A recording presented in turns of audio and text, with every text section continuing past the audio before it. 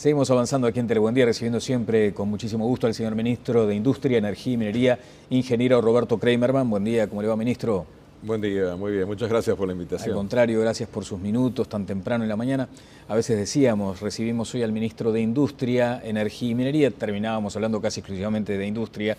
Hoy vamos a hablar de minería, si le parece, y sobre todo de este tema de la mega minería, del proyecto de Aratirí. ¿Cuándo se firma el contrato? Bueno, no hay una fecha precisa en este momento porque se está trabajando, ¿verdad? El sistema de trabajar, de intercambiar los documentos. ¿En qué aspecto se trabaja hoy, Roberto? En el aspecto directamente que implica la ley de minería de gran porte, ¿verdad? La ley de minería de gran porte vino a traer un cambio sustancial en las exigencias a las empresas mineras. Nosotros teníamos en nuestra historia uruguaya, bueno, muchos años de minería, pero de minería de pequeño porte y con no muy buenas condiciones. Eso lo comprueba todo el tema de que se ha explotado sin quizás, por ejemplo, cerrar los pozos y todo lo que todos conocemos. Ahora, entonces, sí. La minería de gran porte introduce los conceptos de plan de cierre, ya existían, los perfecciona, y bueno, introduce el concepto del fondo solidario, de que lo que se recaude de esta instancia queda en un 30% para proyectos productivos y el resto para las generaciones futuras a administrarse, y introduce lo que usted me pregunta, el tema del contrato, ¿verdad? Claro. El contrato tiene una serie de temas importantes a considerar. Vamos a avanzar sobre eso, pero quería hacer una precisión inicial. La ley de minería de gran porte es como un paraguas que también cubrirá a aquellas otras explotaciones mineras. Exactamente, toda explotación minera que supere las 400 hectáreas o que supere una inversión de 100 millones de dólares o que facture al año más de 100 millones de dólares o que se contemple algún aspecto específico del tipo que se han fijado como alternativas. Estos tres primeros criterios son los criterios claros de definición de minería de gran porte. Bueno, contempla esa minería, no la minería de pequeño porte, a la cual ya modificamos en el 2011. O sea, no se da la paradoja esa de que hay mucha exigencia para la mega minería y se descuida el otro aspecto. No, acá ha habido un tema de un aprendizaje interesante. El reforzamiento del código de 2011 que se hizo, cambiando los valores de canon, porque Uruguay no cobraba prácticamente nada por esa riqueza nacional que le pertenece al Estado de la sociedad. En el 2011 ya hay cambios importantes en la transparencia, en las garantías, con las notificaciones previas, y en el 2013 viene lo referido a la minería de gran porte. Pero esto ha sido un aprendizaje importante porque esto, en común acuerdo de los cuatro partidos políticos en su momento, tenían como definido de que había que reforzar las capacidades a través de convenios internacionales con países reconocidos institucionalmente en este tema. Y esto aplica también a la minería de pequeño porte. En definitiva, hay una mejora de todo el panorama en la medida de que hay una fuerte refuerzo de las capacidades del Estado. Si no, se daría un absurdo, ¿no? Cuidar mucho al grandote y el chiquito me puede hacer mucho daño también. Exactamente, exactamente. Chiquito han habido todo tipo de comportamientos, ha habido comportamientos buenos, sin ninguna duda. La minería a lo largo de los siglos no tiene una buena fama o trayectoria. Recordemos que incluso en América el descubrimiento en parte se da por la búsqueda de los minerales en condiciones, pero estamos hablando, bueno, de cientos de años. Y cuando vamos a la situación actual, lo que vemos hay dos grandes tipos de países con mucha institucionalidad democrática, con mucho fortalecimiento del Estado, tipo Canadá, Australia y otros, donde la minería reporta ingresos que son interesantes y se distribuyen a la sociedad. Y hay otros países con problemas. Eso es muy reconocido. Después vamos a hablar, si le parece, de la ecuación económica que plantea el proyecto. Me gustaría detener lo del contrato.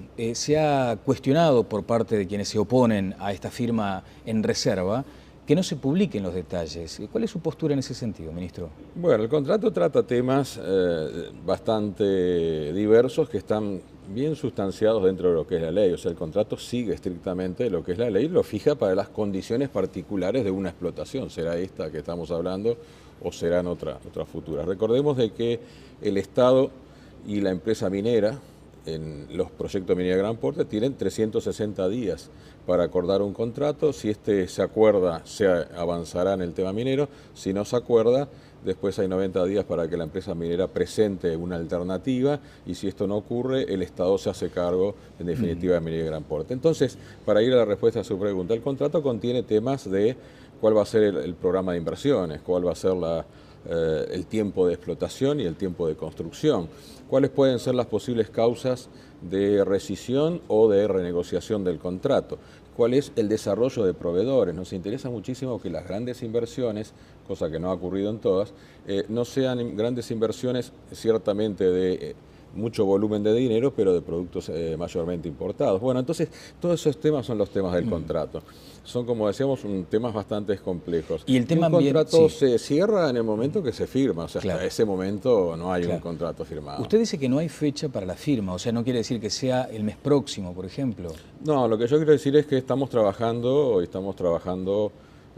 bastante bien ¿Y avanzando. por qué se ha venido postergando, ministro? Porque hay algunos temas que requieren de temas administrativos o de temas de definiciones. Pongamos, Y en lo lo que pasó, sí, como el tema de las notificaciones, que era correctamente, se notificó a una cierta cantidad de personas, ¿verdad?, que tienen los predios en lugares donde la minería va a estar, sea en forma directa o indirecta, o por ejemplo en el tema garantías, ¿no? El tema garantías puede llevar el tiempo que sea necesario. Garantías económicas, digamos. Sí, recuerda que hay una innovación importantísima acá, una innovación de que hay dos garantías que tiene que depositar la empresa minera. Una, la de fiel cumplimiento del contrato, de lo que acabo de decir, los temas volúmenes, producciones, forma de explotar, todo lo demás.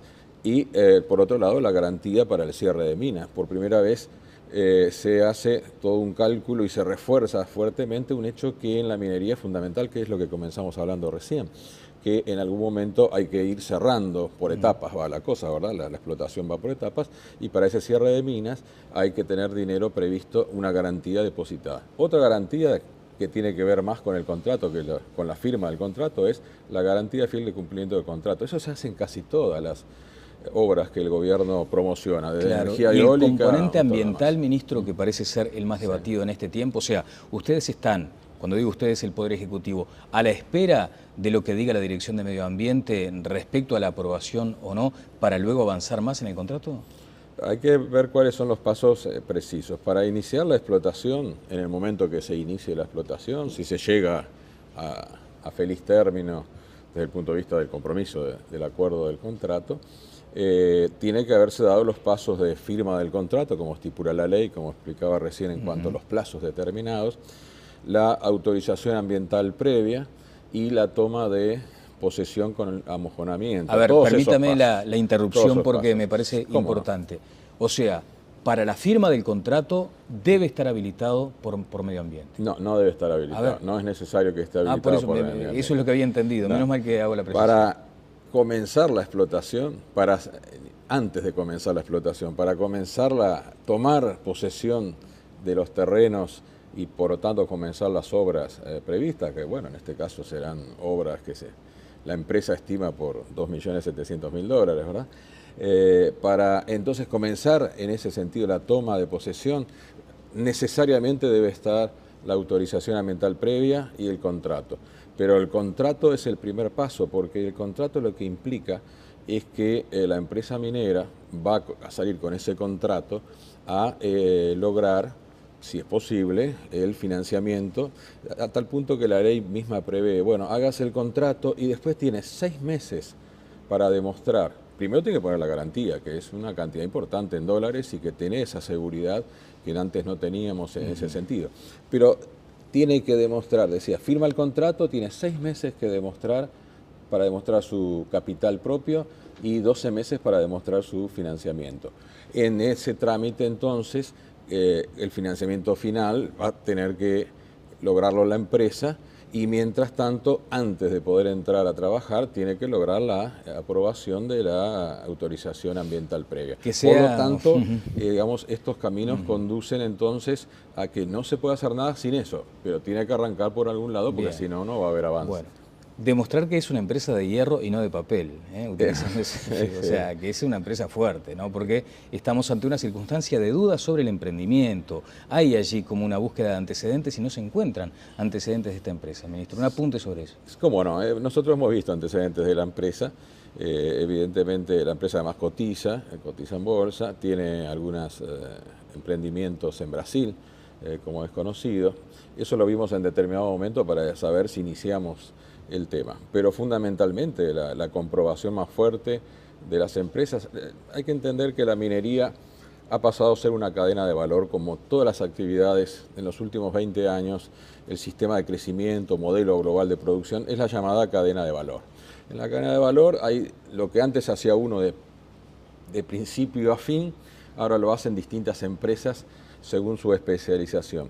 Entonces, muchas veces de lo que se está hablando acá, lo que usted me pregunta, ese apunte es, bueno, la empresa va a vender, nosotros no lo sabemos, pero seguramente la tendencia en la minería, en la gran minería fundamentalmente, es que haya empresas que se dedican a distintas cosas. Muchas empresas de servicio especializadas en construcción, en inversiones y eso. Una empresa especializada en recordemos que acá hubo etapas de varios años de prospección, pues esto se habla desde 2007, ¿verdad? De prospección, de exploración, y luego una empresa que se dedica a explotación. Entonces, esa cadena significa que hay distintas empresas caminando. No industrialización, por ejemplo. No la industrialización. La industrialización es otro espacio de la cadena de valor. Claro, pero que en este caso no está presente, por lo menos en esta etapa. Usted sabe que las empresas, cualquier empresa minera, en el caso del hierro, estamos hablando del cuarto elemento en la tierra en abundancia, que se utiliza además desde hace cientos de años para la construcción, para los automóviles, para los electrodomésticos, para toda nuestra vida. Pero entonces hay mucha producción de hierro. Estamos hablando de 1.500 millones de toneladas, donde el principal productor es Australia, justamente con 600 millones de toneladas. Entonces, básicamente, esta empresa, y ahí voy a lo que usted me preguntaba, o cualquier otra empresa, siempre en este tema va a tener que tener ya un acuerdo con la empresa siderúrgica. Nosotros queremos que haya siderúrgica en Uruguay, que haya un trozo de la cadena de valor. Hoy las siderúrgicas en el mundo hay un exceso de capacidad porque China ha invertido fuertemente y de esos 1.500 millones de toneladas que mencionaba de hierro, sin embargo la capacidad de procesamiento es mayor, llega a los 2.000 millones de toneladas. Pero eso no quita que las ofertas van cambiando porque el mundo capitalista es así, con ciclos de sobreinversión y ciclos de declive. Entonces hemos previsto dos temas fuertes dentro de la ley y lo estamos cumpliendo. Básicamente que el 15% de la producción obligatoriamente sea ofrecida en el mercado nacional, que con otros elementos, porque con el hierro no alcanza, hay que ir formando esa cadena de valor hacia atrás, con los servicios y hacia adelante. Y lo otro que hemos previsto del hacia atrás es el programa de desarrollo de proveedores, muy fuerte en ese sentido. En esa línea de tiempo, ¿hay espacio como para pensar en una industria siderúrgica nacional? Porque estamos hablando de un lapso de 20 años para la explotación, para la extracción de hierro, digamos. Sí, porque hay otras posibilidades de hierro, no demasiadas más, pero 3 o 4 más seguramente. Correcto, pero digo, Uruguay ¿cuánto cuesta instalar una siderúrgica? Sale bastante, sale bastante. ¿Y en no tiempo, tanto como el tema de en años? Y bueno, fíjese que una siderúrgica, básicamente, necesitamos seguir trabajando en esta verdadera transformación que hemos hecho de la matriz energética para seguir accediendo a valores menores. Y en años le va a llevar, si es que se decide al final, porque ahí está la parte privada, nosotros hacemos las condiciones, a no ser que luego, lógicamente, como decía, la ley prevé que el Estado se haga cargo en algún momento si es que esto no se llega a un acuerdo, ¿verdad? Pero en definitiva va a llevar 3, 5 años, posiblemente es difícil determinar el plazo, todo se alarga un poco con estos temas. Pero fíjese una cosa muy importante en ese sentido. La siderúrgica tiene que sumar tema energético, el hierro que estaría en Uruguay. Uruguay tiene bastante hierro, pero de bajo porcentaje. Este es uno de los temas que hay que tener en cuenta, de que es muy determinante los precios internacionales. El bajo porcentaje hace de que haya mucho material estéril, entonces hace más cara la producción. Pero Uruguay podrá tener 3 o 4 minas más de hierro, es posible, hay pedidos de prospección, exploración. Recordemos que la empresa no es que llega a esta etapa porque la elige, sino porque viene de prospectar y explorar.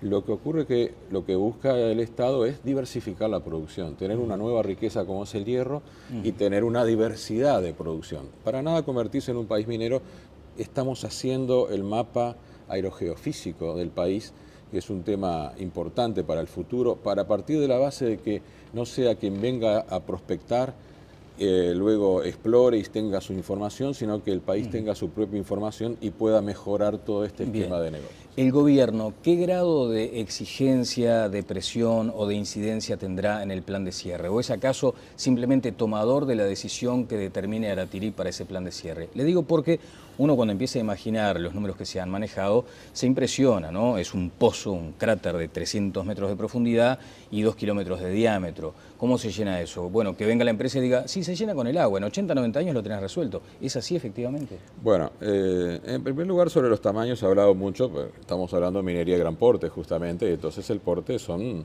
de algunas cantidades en sectores de cientos de hectáreas, que en este caso puede sumar unas 4.000 hectáreas básicamente, ¿verdad? Y el total además de todos los sistemas de apoyo y eso sumar 14.000 hectáreas. Dentro de lo que es el territorio nacional, nosotros ya lo hemos dicho, lo que ocurre es que el hierro, como decíamos, es el cuarto elemento de la abundancia de la tierra, pero no está uniformemente distribuido. Está concentrado en lo que se llama yacimientos cuando son explotables. Entonces, por eso se menciona Valentines, por ejemplo. Claro, una zona pequeña, en definitiva. Uruguay tiene 16, 17 millones de hectáreas. Concentra en 10.000 hectáreas una riqueza muy grande y muy importante.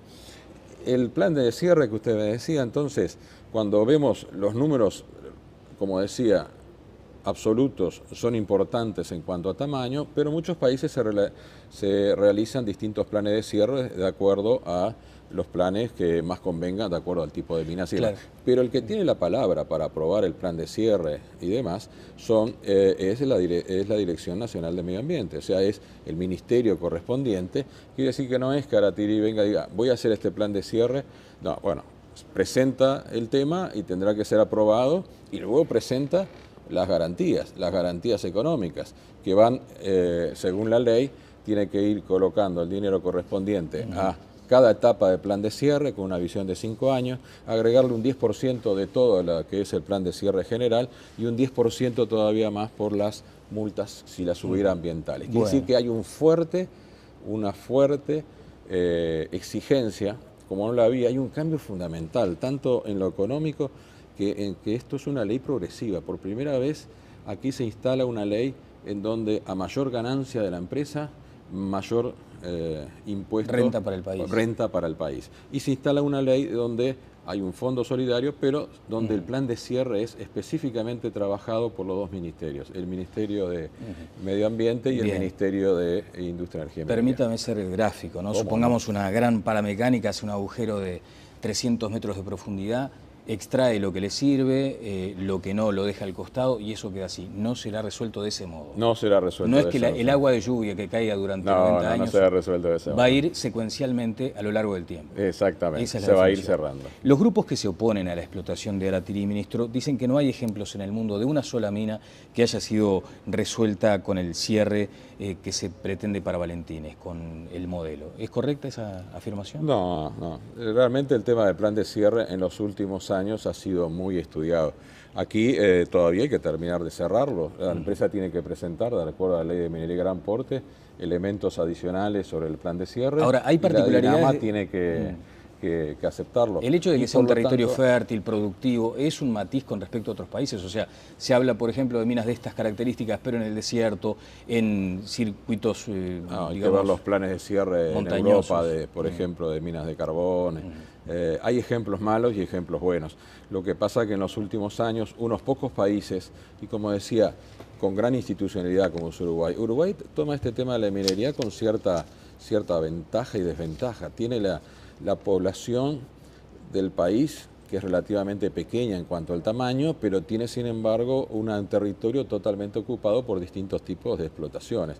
Esa es una desventaja en la cual, por otro lado, obliga a algo que es una ventaja, a ser muy cuidadoso y exigente con que las nuevas explotaciones que diversifican la producción del país sean muy controladas y sean amistosas, no solo con el medio ambiente, como usted bien marcaba, sino también con la sociedad en la cual casi se inserta. La idiosincrasia, ¿no? Pero bueno, tenemos una nueva riqueza posible, un mineral de que la humanidad necesita, una nueva riqueza posible que la hacemos conveniente para Uruguay, fundamentalmente a partir de los cambios que introducimos en el 2011-2013.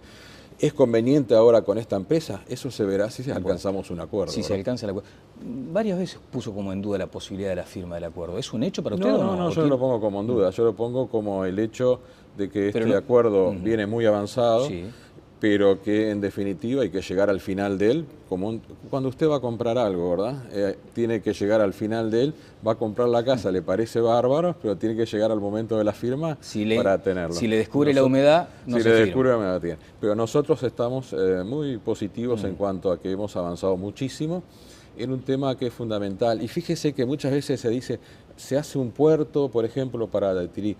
No, aquí hay un tema de que el puerto es importante para Uruguay, por el lado de que está cambiando estratégicamente y lo reconocen todos los actores portuarios muy fuertemente, y independientemente de eso hay una posibilidad de empezar ese puerto con un tema como es una extracción minera y luego serán los granos y demás. Bueno, si me permite voy a compartir en menos de un minuto de lo que me decía Raúl Viñas, que ha estado embarcado en este movimiento Uruguay libre de megaminería, donde pone en duda sobre todo la ecuación económica de la empresa. Lo escuchamos.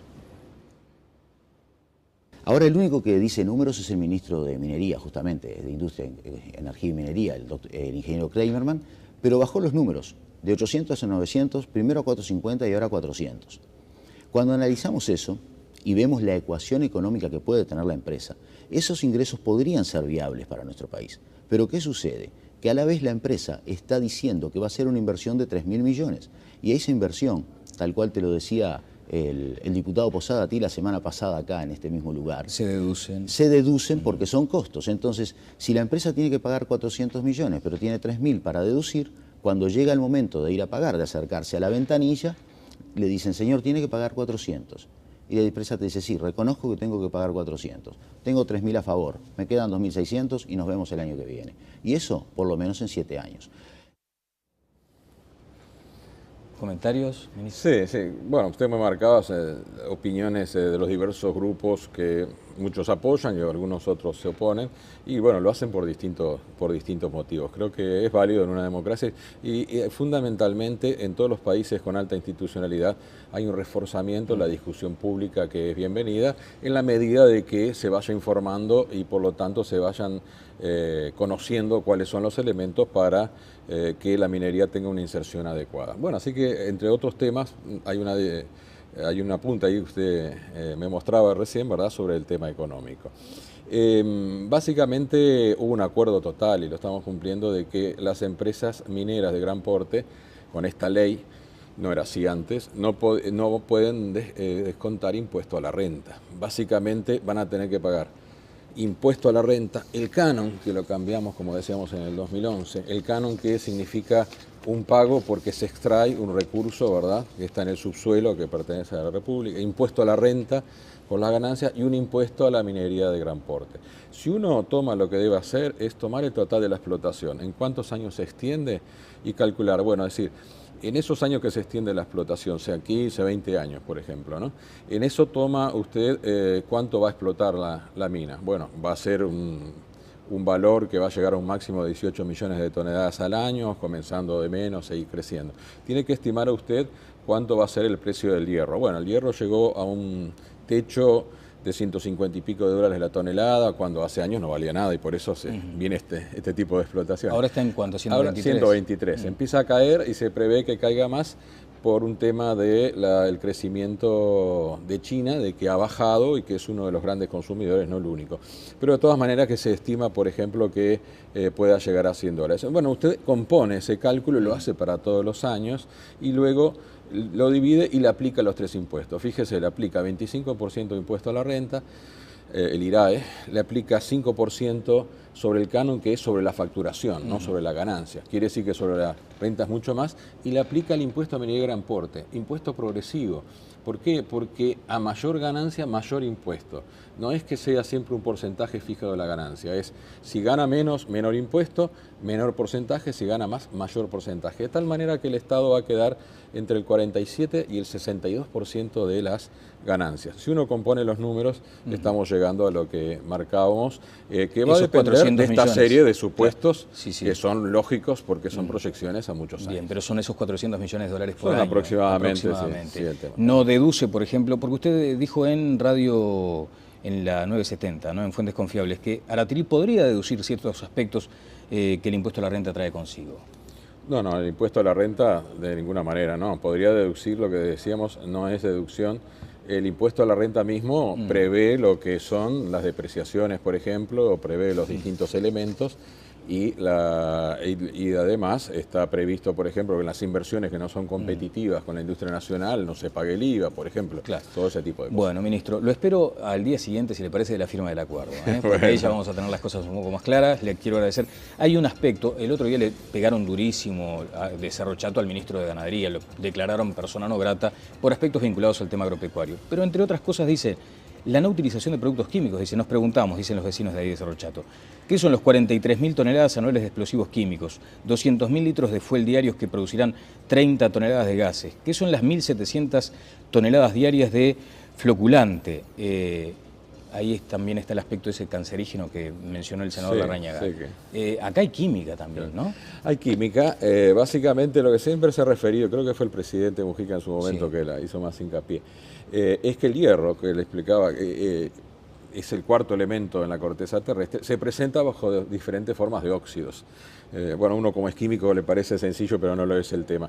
En esta forma que se presenta es la magnetita, ¿verdad?, cuya separación es totalmente magnética, como dice el nombre, y entonces es por medio físico. El hierro, en otros, se presenta bajo otras combinaciones con el oxígeno, diversos nombres que no vamos a entrar a complicar al televidente, y que implican separaciones químicas. Y entonces, el gran volumen químico que implicaría tener bauxita o cualquier otro elemento, no tener en este caso magnetita, significaría un gran uso de químicos. Luego, como cualquier industria, por ejemplo, la poliacridamida que se mencionaba, cualquier industria tiene tratamiento de efluentes, y más la minería, que tiene un uso importante. Pero entonces, todo eso está dentro de... Es como si me dijera, bueno, mire, tal industria que es totalmente de ensamblaje no va a usar algún químico, utilizan químicos, lógicamente, pero el proceso central que llevaría el gran volumen no lo utiliza. ¿Y las explosiones, ministro? Las explosiones son propias de la minería, exactamente. Lógicamente están dentro de los elementos que se van a utilizar. Eso básicamente es parte de un proceso. El énfasis en el uso de químicos que hacía el presidente estaba relacionado, comparado con otras explotaciones, donde hay un gran uso en la separación. Y es correcto, porque allí es donde son los procesos que más complicados se dan. Lo otro son procesos muy conocidos y controlados. Muchas gracias por su amabilidad. Gracias. Y lo espero el día siguiente. Bueno, recuerdo. Con todo gusto. El señor ministro de Industria, Energía y Minería, Roberto Kramerman. Pausa y seguimos adelante en Telebuen Día. Presentó...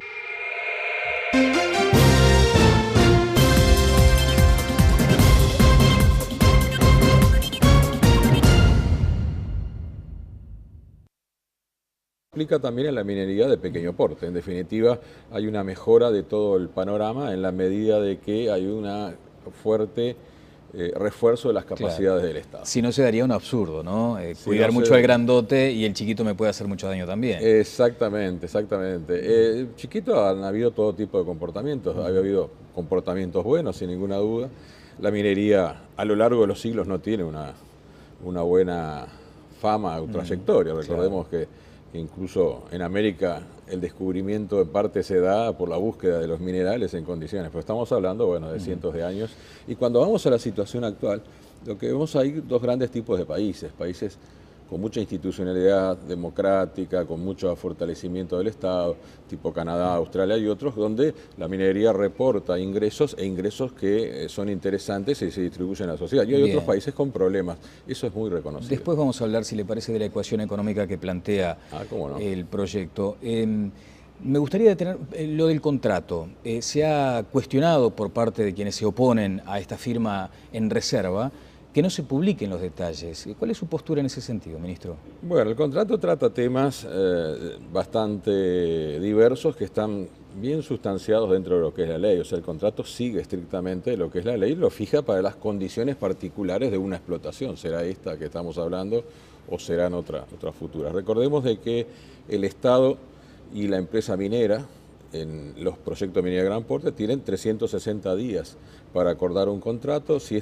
se acuerda, se avanzará en el tema minero. Si no se acuerda, después hay 90 días para que la empresa minera presente una alternativa, y si esto no ocurre, el Estado se hace cargo, en definitiva, de Minería de Gran Porte. Entonces, para ir a la respuesta a su pregunta, el contrato contiene temas de cuál va a ser el programa de inversiones, cuál va a ser el tiempo de explotar, de que se ha explotado sin quizás, por ejemplo, cerrar los pozos y todo lo que esto no conocemos. Ahora, entonces, sí. La minería de gran porte introduce los conceptos de plan de cierre, ya existían, los perfecciona, y bueno, introduce el concepto del fondo solidario, de que lo que se recaude de esta instancia queda en un 30% para proyectos productivos y el resto para las generaciones futuras a administrarse, y introduce lo que usted me pregunta, el tema del contrato, ¿verdad? Claro. El contrato tiene una serie de temas importantes a considerar. Vamos a avanzar sobre eso, pero quería hacer una precisión inicial.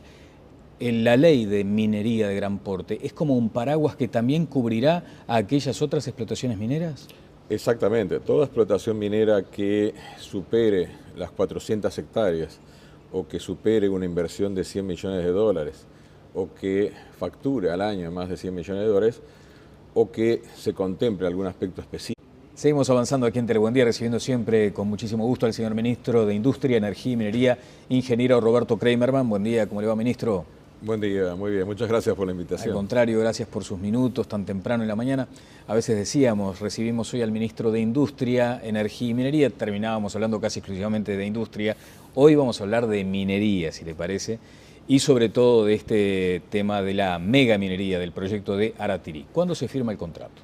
Bueno, no hay una fecha precisa en este momento porque se está trabajando, ¿verdad? El sistema de trabajar, de intercambiar los documentos. ¿En qué aspecto se trabaja hoy, Roberto? En el aspecto directamente que implica la ley de minería de gran porte, ¿verdad? La ley de minería de gran porte vino a traer un cambio sustancial en las exigencias a las empresas mineras. Nosotros teníamos en nuestra historia uruguaya, bueno, muchos años de minería, pero de minería de pequeño porte y con no muy buenas condiciones. Eso lo comprueba todo el tema científico del tipo que se han fijado como alternativas. Estos tres primeros criterios son los criterios claros de definición de minería de gran porte. Bueno, contempla esa minería, no la minería de pequeño porte, a la cual ya modificamos en el 2011. O sea, no se daba la paradoja esa de que hay mucha exigencia para la mega minería y se descuida el otro aspecto. No, acá ha habido un tema de un aprendizaje interesante. El reforzamiento del código de 2011 que se hizo, cambiando los valores de canon, porque Uruguay no cobraba prácticamente nada por esa riqueza nacional que le pertenece al Estado, a la sociedad. En 2011 ya hay cambios importantes en la transparencia, en las garantías, con las notificaciones previas, y en el 2013 viene lo referido a la minería de gran porte. Pero esto ha sido un aprendizaje importante porque esto, en común acuerdo de los 4 partidos políticos en su momento, tenían como definido de que había que reforzar las capacidades a través de convenios internacionales con países reconocidos institucionalmente en este tema. Y esto